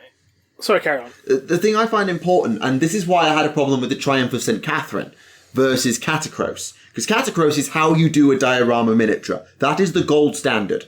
I will put no argument on this. And that is one of the... I'm absolutely, I will say to anyone, that is one of the most impressive models Games Workshop has ever made. And the Abaddon fanboys robbed it of Model of the Year, but that's beside the point. The thing about Catacros is, what is Catacros? He's a giant lump of cream. That's it. He's slightly textured cream. And the only reason he stands out is because he's 15 foot tall and towers over everything else. But the thing I find really important about models is, where do you land when you look at it first? So if you put the image up in front of you, close your eyes and open them again and look at the image, where does your eye go? And for me, it lands squarely on Cesarek's head, right where it should. Even though there's a giant tortured Catan, even though I've got lightning shield and the Triarch around him, he is still the centerpiece of the model. And the fact that he's twice as tall as every other Necron on the structure probably helps. I see your point, but at the same time, I kind of wish they gave... Because, he's meant to be, the king of the entire Necron race. I kind of wish they did something with the original Necron, or something with the pectoral, just to help him pop a little bit more. And you were complaining about Necrons being too Egyptian nowadays, looking at this? Obviously not that style of design, but something akin just to help around the chest, to make it look less smooth and bland, just to help him, again, just to make the design just pop a little bit more. I'm not saying give him the huge fucking earrings or the cone head or anything like that, but just something so it's just not a smooth chunk of silver. I do see your point. I do. And I would absolutely say that they could have done more to it. But I come back to that Lilith Hesperax model we talked about 40 minutes ago. If they'd done too much, it would have made the model look really bad, and we know this because Constantine Valdor exists. Oh, see, now I've gone back and forth on that one, and I've landed on really liking him, even though he is absurdly extra. I've got there's no right to like him, because he's way too complicated, and there's all sorts of clashing nonsense. I think that's part of the appeal with Valdor, because he's so goddamn over the top. Yeah. Actually, something I'm curious about this then. The Locust Destroyer, not the Scorpec ones with the 3 legs. The new destroyer on the floating platform. Oh yeah, the sort of Chad jetpacks. Yeah, what do you think of that? Because I've seen like a massive mix of I like this looks it. great. The Thickron. Yeah, with his big old like circular boosters on the underside instead of the square ones you get on the current destroyers, and the absurd gun. As long as it's slow, I like it. I think I know that's a weird thing to tie it to its gameplay mechanic, but it looks, even though it floats, it looks really slow. Like, it slumbers across the battlefield, even though it floats. Yeah. See, I keep feeling like I'm massively biased with it, because I've seen a few people say it looks too big and too chunky, and the kind of thruster things look a bit off and a bit weird. But I have like a distinct memory of when Necrons were being released, and they had the first codex, and you know they were getting all their new models and stuff. I remember seeing somewhere, and I cannot for the life of me remember where, a sketch of a Necron destroyer that looked almost exactly like that Locust destroyer. Oh, it was a John Blanche one, wasn't it? It was Jez Goodwin. Was it? Yeah. And I was like, I remember seeing it and being like, oh my god, that looks amazing. And then we got the actual destroyers, which, I mean, they're fine. I still like them. But I remember being a bit disappointed and being like, oh yeah, because they were quite thin and reedy, weren't they? Yeah, they were way thinner and smaller. Instead of having these huge, like, yes, that is the exact sketch. Instead of having these big kind of ball thrusters on the underside and this massive gun, they were a lot more thin and skeletal, and you know the things keeping them aloft were square. And I remember being a little bit disappointed because I was like, oh man, that sketch looked awesome. As soon as I saw that Locust destroyer, I was like, oh my god, that's what I wanted. That is what I wanted when Necron, like when I saw that sketch. I don't want to think about how many years ago it was because it'll make me sad. Like 15, 16, 17, I don't know. So many years ago, I was like, I want that, but I couldn't have that. As soon as I saw that model, I was like, I'm in. Give me 3, 6, I don't care. That's exactly what I remember from that sketch, pretty much. It's not exactly the same. There's been a couple of changes, but it's so close to it. It was just an immediate, I love this, because it's what I remember not getting. Question, have you seen the second edition destroyer, which looks nothing like these at all? Yes. Yep. Yeah. Oh, man. Hang on. What Star Wars Slant Speeder bike. What? They're so not good. The speeder bikes, yeah. I mean, okay, the destroyers we ended up with aren't that sketch, but at least they're better than the weird floating tricycle thing. Like, what? I can't even... I can't even understand how it works, to be honest. It just looks so weird and off. The fact he's got a little joystick controlling it, like he's playing like a flight simulator or something. It's an actual pilot. Like he's actually piloting as opposed to being it. It just doesn't look great, does it? It doesn't look great. That's got to be... I mean, again, it was one of the very first Necron models, to be fair, so it wasn't going to look good. I feel like they definitely improved it. I'm just more shocked by its bloody stats. The Necron Destroyer only had a fucking movement of 4. You see, I think if the Locust has that, then it's back to its, well, not roots, it's back to that sketch of slow but inexorable death machine. And that's what the Necrons were. They were slow, inexorable death machines. And now they're slow, inexorable death machines with a personality. And maybe too much personality, depending on who you ask. And some fast stuff to go along with them. Oh, yeah, well. and then random tomb blades, just cuz. Yeah. Yeah. Is there anything else? A movement of 4 on that is just why?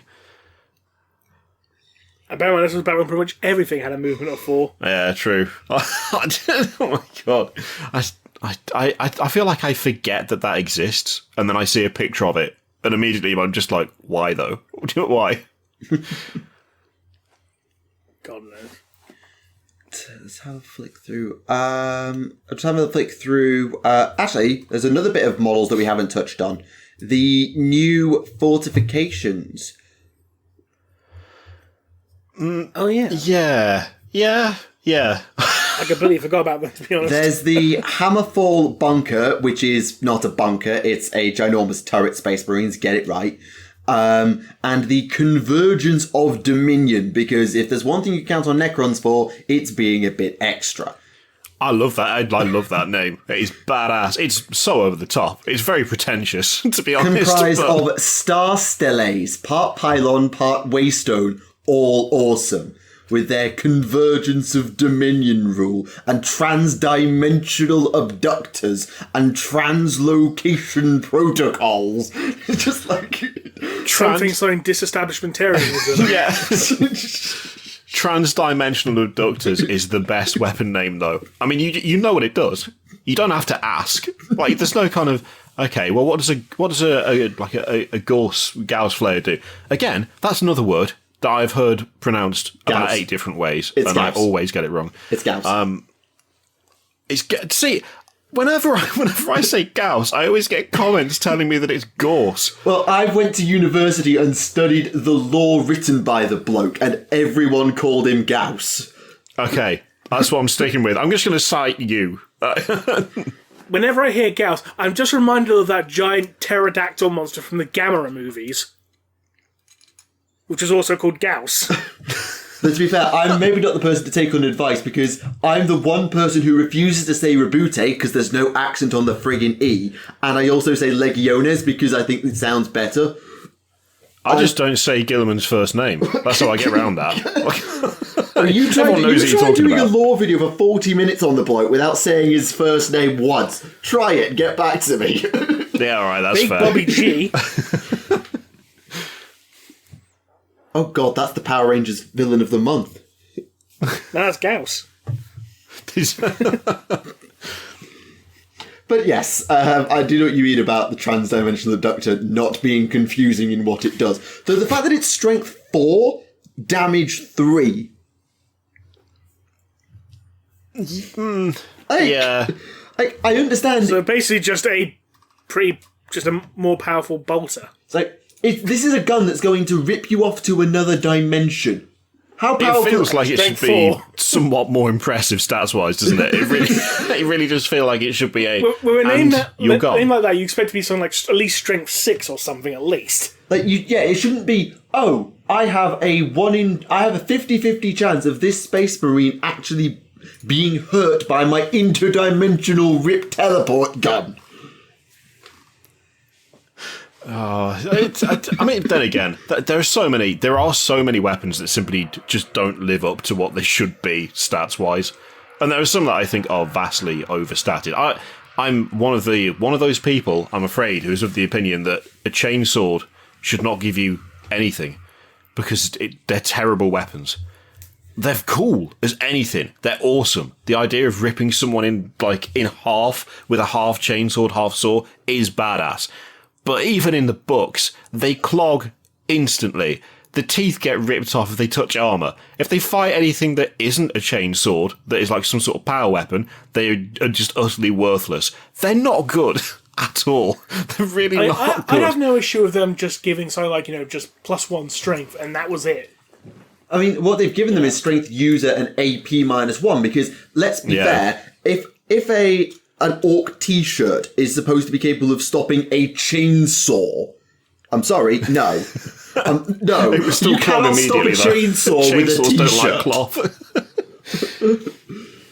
It probably would actually clog. You make a fair point. That's the thing. It doesn't matter. I mean, it doesn't matter because it all just...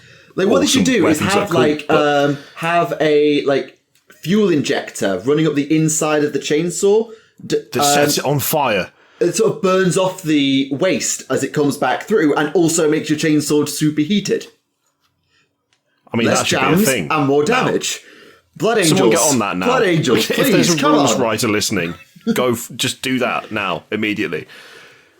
Speaking of chain weapons, am I the only person who prefers the Eviscerators when they weren't just giant chainsaws and were literally just chainsaws?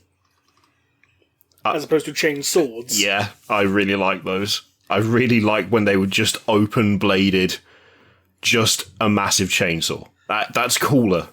It just is. You will never... Especially when you get the ones with a built-in flamethrower. I mean, Blood Reaver on Gabriel Seth, I would not change it for the world. but I see your meaning. I mean, to be fair, Blood Reaver isn't that far off.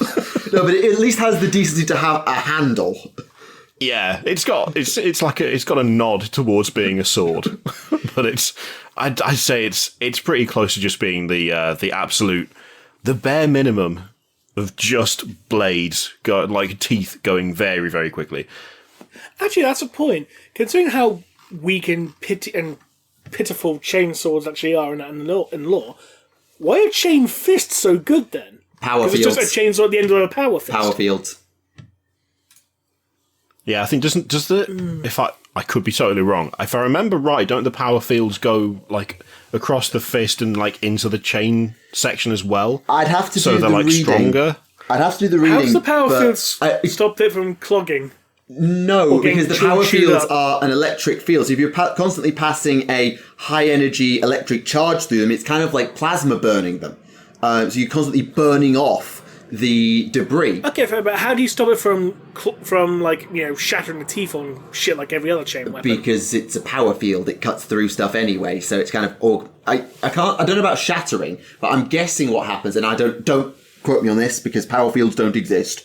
I'm guessing that the power field does the majority of the cutting work, and the chain element is there to, you know, take a instead of it being a blunt impact, they're sort of there to focus it into a sharper point to allow it to cut through armor, which is why chain fists have armor bane and power fists don't. As for why power swords wouldn't have the ability to do it, don't ask, I don't know.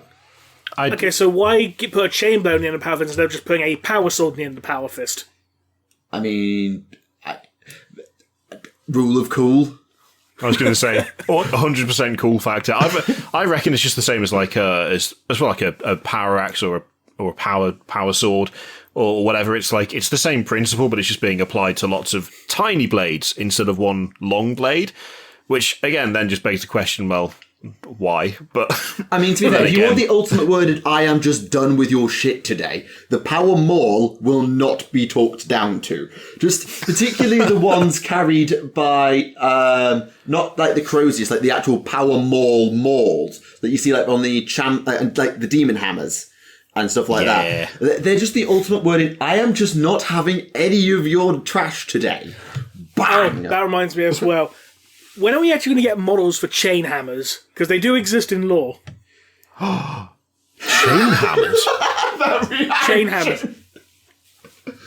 Oh, I didn't genuinely didn't know that was a thing. The hammerhead has like a chain blade going around the hammerhead. Oh, that is badass. Why is that? Where's the model for that? I want to make it. I don't know how I would, but I want... They do exist. Ironclad Dreadnought, Siege Hammer and Chain Fist. Is there a Siege Hammer in the Ironclad Dreadnought? Say that again, sorry? I'm just thinking, like, is there a hammer model on Dreadnoughts? Like the Ironclad Siege Hammer type thing? The Ironclad, it's got a chain fist, but it's not got a chain... It's not got a hammer. It's got Siege Drill, hasn't it? Yeah, it's got Siege Drill. Yes. Does it have a chain fist? I can't remember. No, you're right. Yeah, sorry, there isn't a hammer. The only Dreadnoughts that actually carry a handled weapon is Murderfang and the Space Wolves with their great axes. I know the second edition Chaos Space Marine Dreadnought had an option to give it a Thunder Hammer. Oh, that's it. The Hellbrutes have hammers. Yeah, they do.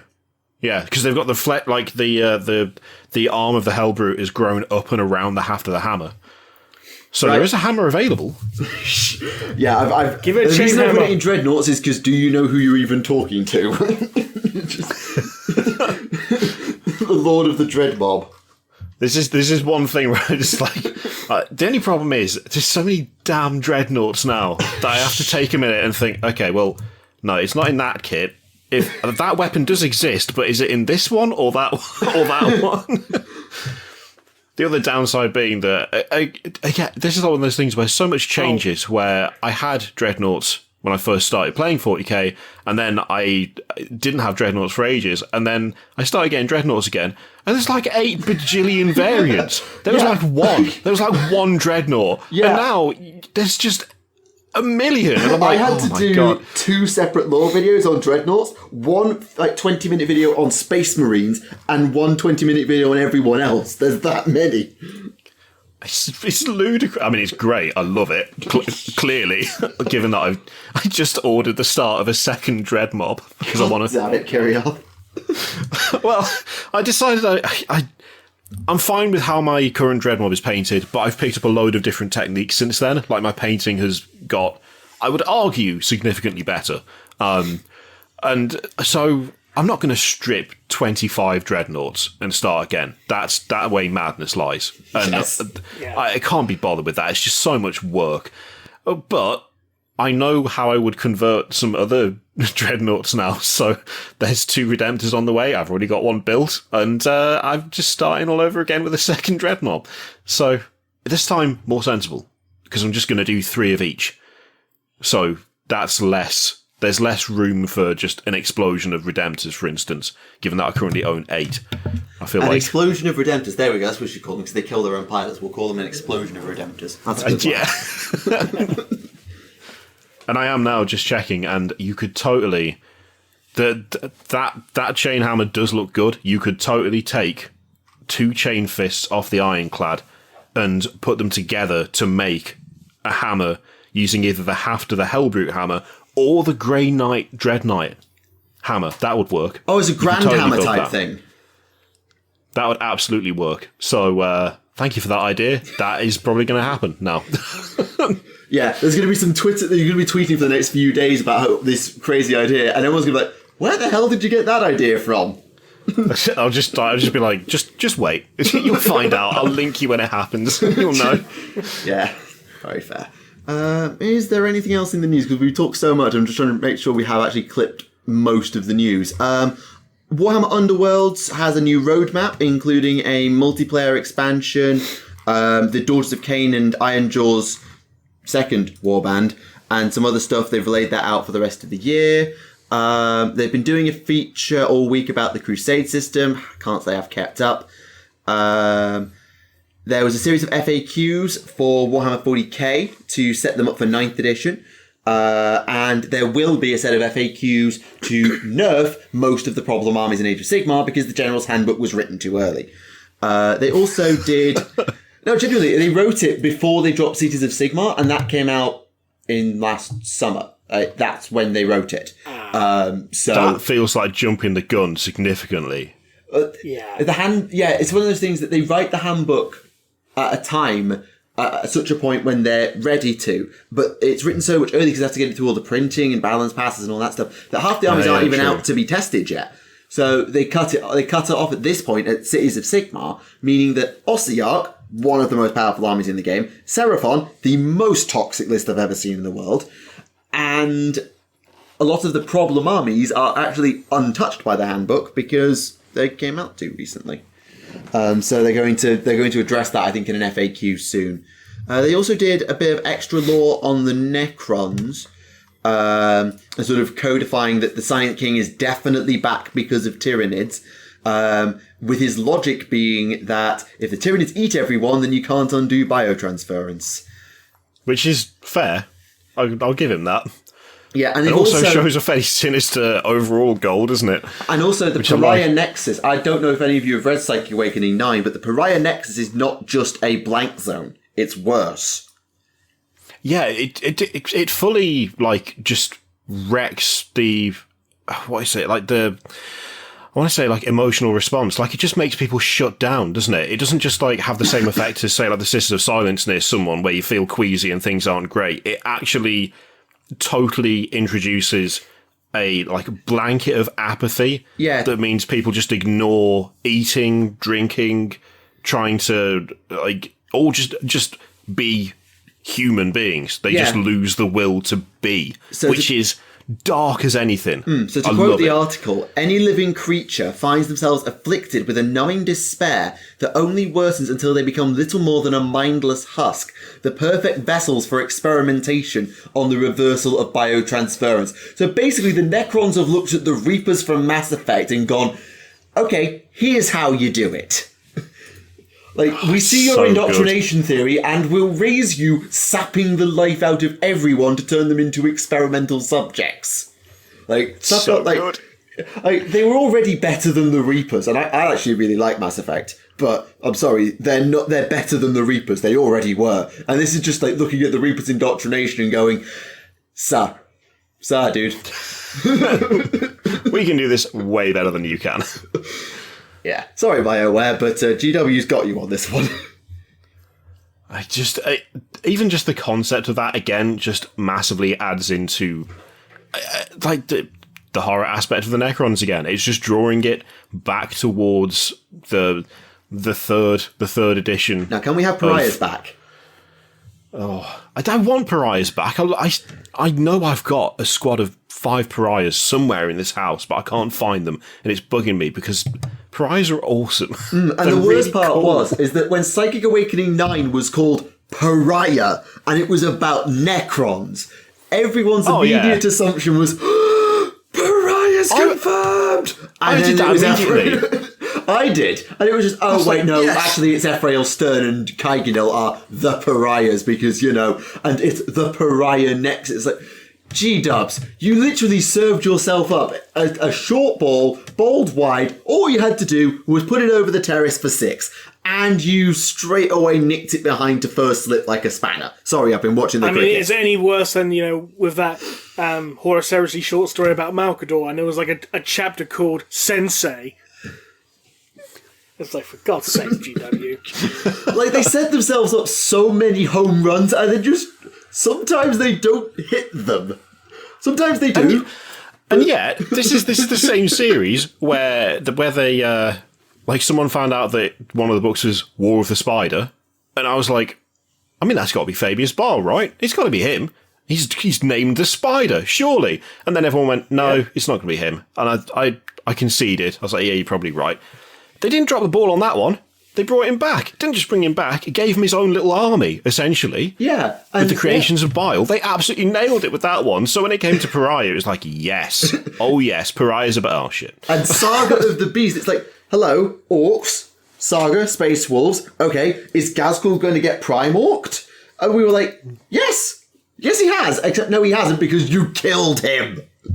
Off screen. He got better. You killed him off screen and had Grotznik just give him more bloody power armor, essentially, because, his head is smaller than it used to be, I think, which is just silly. And I don't know, they set themselves up for so many absolute screamers. And the one that bugged me the most was Book 5, because I'm a Tau player. And we were promised what... the Codex left off it. The Death Guard have invaded the Starside Nexus. Everyone's on high alert. They're fighting desperately to keep them off the wormhole. And Shadowsun sends a drone through in a pre-story saying, we can't hold them. Get ready. And then the Death Guard just fucked off anyway. The Death Guard just drove into the Nexus and just disappeared. Never to be seen again. It's like, you wrote off the entire plot thread of the Codex in half a page, and then just said, okay, fine, just carry on then. It's just like, why? You set this up for this grand smash war with the Death Guard. It's so much setup. That's the thing that gets me with sometimes it feels like they expend a vast amount of effort to set up a storyline, and then it feels like someone just walks in the room and goes, nah, and then that's it. Just nothing else happens. It's like, yeah, but where's the rest of the story? What are you doing? Where's the rest of it? We want this fight. We want this. It was the same thing. It was the same thing with, again, the introduction of the Primaris. Dark Angels, not happy about it. No, we're not letting him in. No, this is absolute nonsense. We're not having this. Oh, Gilliman's turned up, fine. Yeah, it was building up so well to what could have been a really cool storyline of Imperium Civil War over the introduction of new Space Marines. It could have introduced a whole load of amazing things, and it looked like it was building up to that, and then they just went, nah, they're good. The reason they actually did a bit of reading into this, and the reason why they're good is because they were so shit scared of Gilliman finding out their secrets or doing some digging into why they were saying no, that they just acquiesced rather than risk Gilliman asking why. And leading to the promo into, well, because they're not like us. They might learn about things that we've... What things? Nothing at all. I mean, in fairness, they could just turn around and say, we don't like them. Why not? Because we don't. Fuck you. Although they did You're that not with my dad. Gabriel Seth, and they actually resolved the Flesh Terrors one quite nicely, where the Flesh Terrors, Gabriel Seth was beat the like, shit out no, of no, no, no, F no, no, no, no, no, and no. And then suddenly there are Flesh Terrors Primaris, and he's beating them senseless to say, you are not Flesh Terrors, get out of my chapter. And they just stay anyway, and suddenly they can go Black Rage, and the Flesh Terrors seem kind of cool with it, although I don't think Seth's pleased about it. They set so many brilliant things up, you're right, and they don't always slam dunk them. Yeah, it feels sometimes it just kind of peters out, and it's just like, and then something else happened. Anyway, let's move on. It's like, okay, sure. Like, it's not like we wanted a good result, like a good resolution to this or anything. I think part of it is that GW is still coming out of the era of 1 minute to midnight in their writing style. Like, because in 7th, up to 7th, when they blew up everything, the world could, like, no one could die. The world could not end, the universe could not end, and Chaos could never win, because it had to stay the same. They then threw that, like, rulebook out the window, blew up Cadia, killed Kel, resurrected a goddamn Primarch, and wait, hang on, the plot moved! The plot just moved! What? What? The plot just moved! And in a huge way, we've got this massive warp rift now, and we've split the Imperium in two, and we've got Primarchs, and Demon Primarchs, and where the hell are we going? Plastic Sisters of Battle. Yeah, and it was going somewhere. What's next? A plastic Thunderhawk? Yeah, it was going somewhere for the first time ever. Not first time, but first time in what felt like a decade. It was going First time somewhere. since 3rd edition, probably, as well. Because 3rd edition introduced the 3rd Battle for Armageddon as an entire campaign. Yeah. It also introduced the 13th Black Crusade as well, but then just kind of quietly said, no, that never actually happened. Because it was a world campaign in Chaos We 1. never had a scene... Yeah, exactly. It's like, we never had a scene where Abaddon killed Eldrad, old friend. No, ignore that. That never happened. I'm so salty about the 13th Black Crusade. It just feels so harsh. I had a 13th Company army, god damn it, and then suddenly it just didn't happen. It's like, lads, come on, give me a chance here. I mean, I know I can't even play them, but still, it's just such a... Those kind of retcons always make me laugh, because it's like, here's a thing that we had, but then we didn't have it, but now we're getting it again, but different, because a different thing happened to the thing that you remember that also was true, because you have the models to prove it, but no. And I still get confused. I still get plot points mixed up. I still don't know when the Wolfen actually showed up. I know when mine did. I know when my Metal Wolfen showed up, but it's just like, that didn't happen now, so... And it brings us very nicely back to Necron Pariahs, who went from, like, converted humans willingly serving the Necrons, acting as the mouthpiece for the Necrons, to, whoop, they don't exist anymore because Necrons don't need mouthpieces, to, oh, wait, we're talking about Pariahs again. Oh, and we're also talking about Necrons. Oh, that's a good time to bring it back. The voice of the Silent King through this Pariah network, broadcasting from this Pariah nexus on human frequencies with human Necron-sounding voices, convincing them that all must be dealt with by, but SYZ, whatever, and do Magnus, but anti-psychic Magnus, where Magnus was doing it with Sortiaris. Do the opposite of that. And, like, no, wait, actually, no, we're not going to talk about Pariahs at all. We're not doing that. No, sorry, carry on. It's just... Still introducing human experimentation, essentially, though, which is a thing. There, I'll make up for all the episode I didn't head desk. I'm moving out, you get your head desks. So, I just want my weird half human, half Necron boys back. That's all I want. With luck, we might get them at some point in life. You know, there's always hope. I mean, they're bringing squats It's back. very slim, bloody hope, but it might be. They're not. I can't. I don't know. I don't know about the squads thing. I know there was a little passage, and it was like, they're supposed to be extinct. I think that was them taking the piss. Although then again, I say that, I reckon, give it like... I mean, don't forget, there was a passage in the first Psychic Awakening book teasing the return of Ephrael Stern, and that happened. Oh, that's true. I'll tell you what, I will make a tweet in about 8 months' time saying, are you ready for squats? And then they'll unleash them, because I'll have done it sarcastically. That's how their release schedule works now. Squatting for squats. That's it. I feel like that's a Get Fit program that would do pretty well. That's GW's trailer campaign. You've just given them the marketing for squats. You realise that? It's just going to be the community team doing squats. That's what it's going to be. Are they going to be wearing tracksuits as well? On a land train. GW's design team on a land train wearing tracksuits, with with bottles of ale and big fake beards, and they're squatting for squats. All while Russian techno music is playing in the background. I mean, it doesn't sound out of this. It doesn't sound like unfeasible. Is the thing now. There you go, GW. There's your next marketing campaign. You need to charge for that, though. You got to charge. Yeah, I gave them flaming chainswords for free, but we're not giving them that. If we get flaming chainsaws before squats, then do we riot? Is that what happens? What about squats with flaming chainswords? I mean, that's like a box of squats with flaming chainsaws would sell quicker than Indomitus shortly. And chain hammers. I so want that to be an actual thing now. I mean, I know it's in the lore now, but I want the model for that. Dual wielding chain hammers.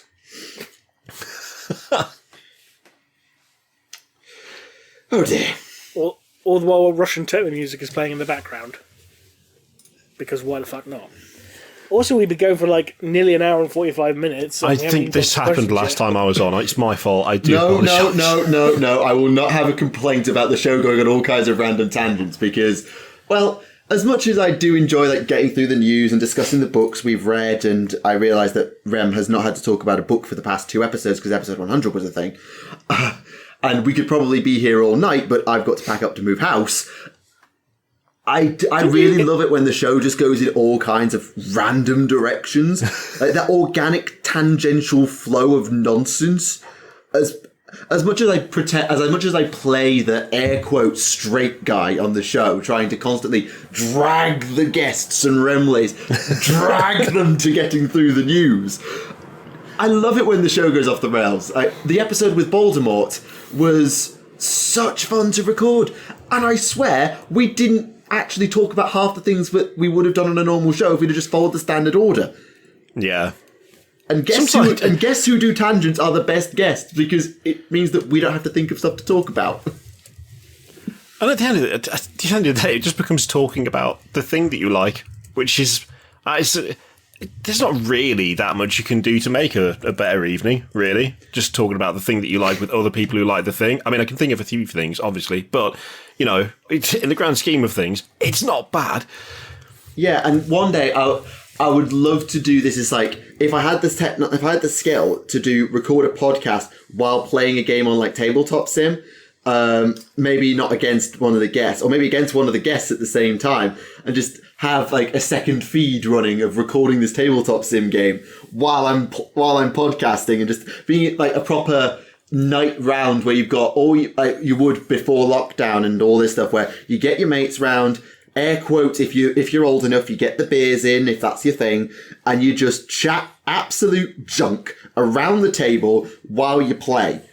Because that's the podcast artwork is myself, Remleiz, and friends around a table, just like that. That's the idea of this show. It's not a panel interview. It's not. It's not a news report. It's essentially, I've got a mug of whatever Tao do for tea. Rem's got his recap. The guest has whatever it is. Usually nothing, because some of them are flipping servo skulls, so they don't drink.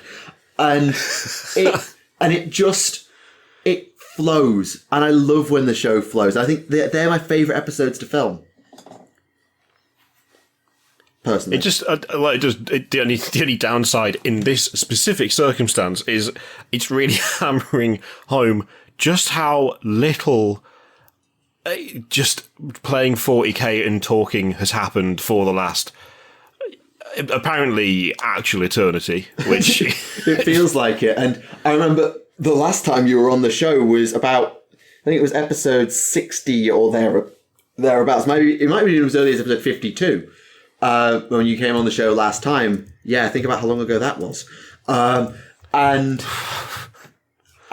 I remember you were just starting to explore Sigmar for the first time, and I remember wanting to do videos with you about teaching the basics of AOS lore to you and your viewers. Yeah. And life just happened.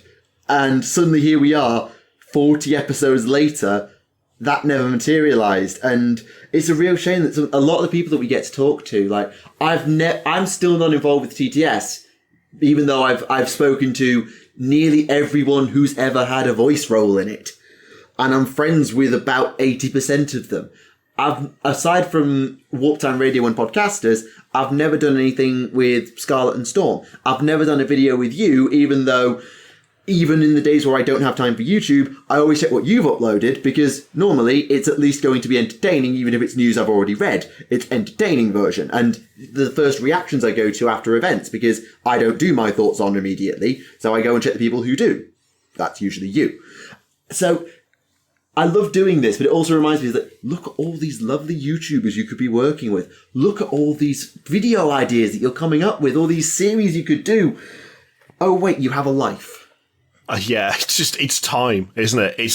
It just always boils down to, okay, I have a list of about 20 things that I want to do right now, and I've got an hour.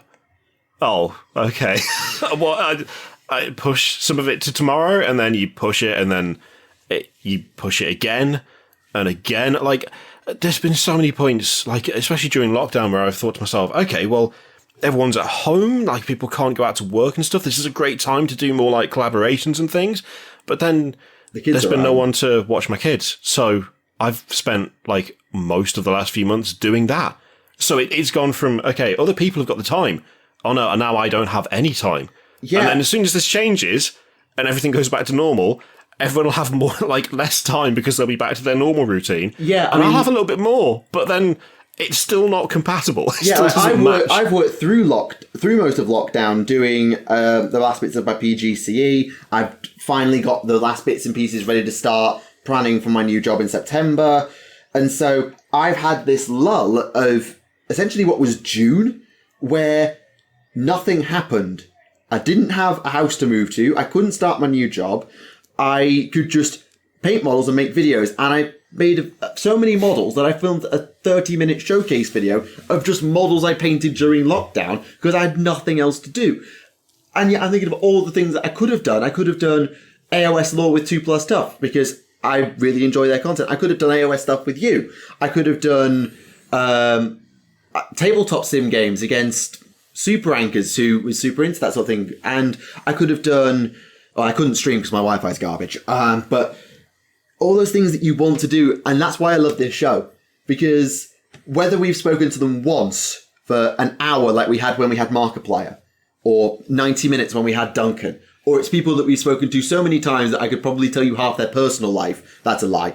Like Snipe and Whip, who we've had on the show so many times and are such great friends of the show. Like, you've not even been on the Misanthropod. Yeah, there's not been time. There's not been like a point where we've been able to go, okay, let's do this thing. We nearly did a video, like just painting stuff together. And then I got sick with what may well have been the actual COVID. Yeah, I had 2 weeks. So that was like, oh, that couldn't be done. It's just ridiculous. Yeah, I missed the podcast because I think I probably had COVID, and it was just like, everything just gets in the way of the fun stuff. It's basically what it boils down to, isn't it? Yeah, even when the world stops, life doesn't. It's just like, yeah. What can you do, eh? So, given the time and the fact that you're moving house tomorrow, I think it might be a good idea, given the time, it's just gone 9:30 at night, it might be time to call this episode short, I'm afraid. So, we apologise if this episode's a little bit shorter than normal, but nonetheless, we hope you enjoyed it. And thank you very much to Kirioth for joining us this episode. I've really enjoyed it again. Thank you for having me again. And again, I'm sorry I missed the last one. I'm gutted about that. But these things happen, and to be honest, these sorts of conversations don't happen in mega collab shows. So almost we need to have an episode where we get Frederick back. We need to have an episode where we get Neve back. Do it. Well, maybe we don't. Maybe we don't get Frederick back. Actually, do we want the milkshake conversation again? Yeah, actually, no. I don't want to go through the faff of bleeping another podcast.